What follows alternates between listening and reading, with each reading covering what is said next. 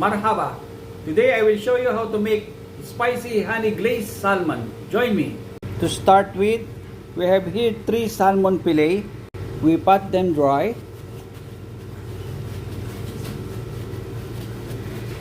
Season it with salt and black pepper on both sides. Now after seasoning, we dredge it to flour, both sides, and make sure you remove the excess flour. For our sauce, we put about 3 tablespoons of soy sauce, about 3 tablespoons of oyster sauce, about 3 tablespoons of honey,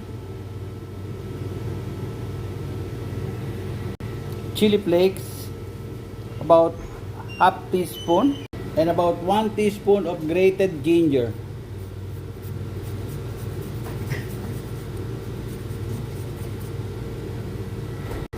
We mix it well until well combined. And this is our sauce, guys. Now to our medium heat pan, we put a generous amount of olive oil. We pan fry our salmon skin down. This about 4 minutes each sides.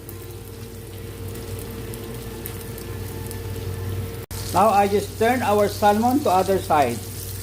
This is our salmon, guys, after frying in one side for 4 minutes. Now we're going to remove it and put the sauce. Same pan for 1 minute, we simmer our sauce. We put back our salmon after 1 minute.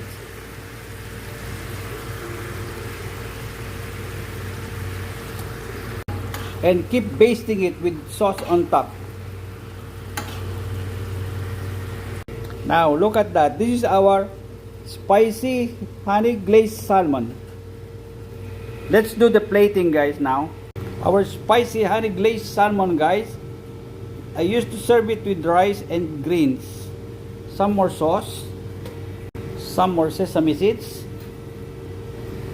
and some green onions on top. Enjoy! I hope you like it. Please follow for more.